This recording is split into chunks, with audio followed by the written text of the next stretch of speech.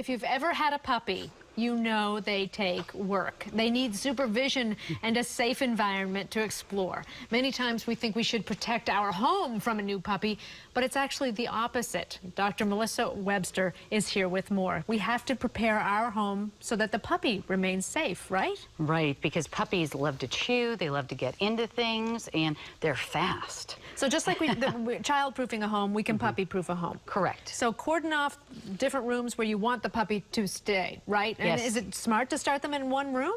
I think it's easier to start in one room, starting with especially flooring that's easy to clean versus a carpeted room. My suggestion, most of us in our kitchens have tile or a hardwood floor that's a little easier to clean up because they do make messes. Yeah, you have to be prepared for that. And you say let them earn their freedom.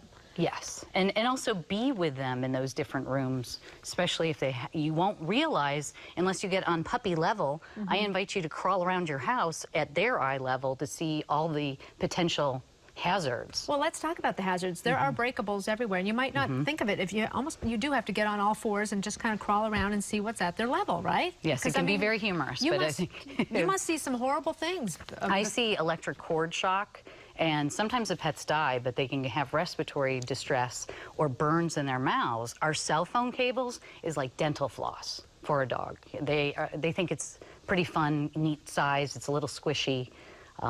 Please watch the garbage cans too. You may just inadvertently throw something out at a garbage can that's at his level. He is happy to help himself. Of course, and they don't know any better. Now, when you say don't leave them unsupervised, I mean, really? I mean, what are you talking Well, here? I brought the crate just to give a demo. If you're not watching your pet, put them in the crate, or if you do have them and you're not going to be paying a lot of attention, say you're working on the computer, why don't you hook up a leash and put it on, on your foot, just so you know where the puppy is. Because if you're not watching them, they are like a 2-year-old child. They're going to be in trouble.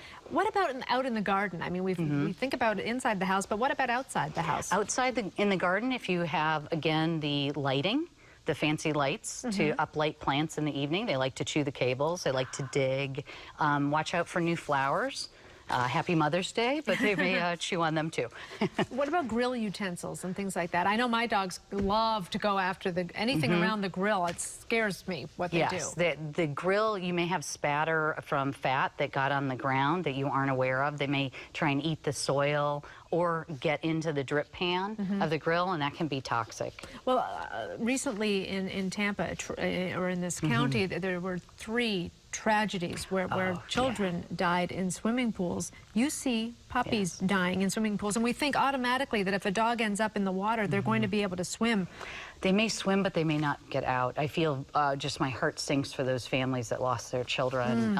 But also the fur family members can drown too. I brought a little towel just to remember the pool, because if you're not watching, they can get in hot tubs too. It's really sad.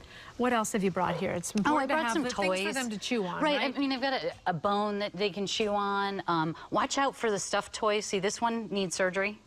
He took the stuffing out of it, so that one's going to go in the garbage. Well, and I brought the pink poodle. Looks cute to us, but pretty unsafe. Because? Because, I mean, she's got ribbons. They can eat those. Her eyes aren't safe. Right. So, and she's got beans inside. That's dangerous. Cute toys to us, not so cute inside your dog. Human medication. Human medication has one of the highest exposures to toxins, potentially. I mean, if he ate that, he would have kidney failure. Oh, now you mentioned bones. Very important. There are certain things, types of bones that you can never give your pet. Yes, please don't do like real beef bones, rib bones, chicken bones. They splinter. And if you can get a product, there's softer bones that are artificially made, but that give a little bit so they don't fracture their teeth. There's a type of bone I see at the grocery store that are made. They're selling them specifically for dogs, and they think they have a little bit of marrow inside. Right. The whole thing is edible, and that's okay. Okay. Some edible things are better, or something that's not going to splinter. And watch something that's as hard as a countertop.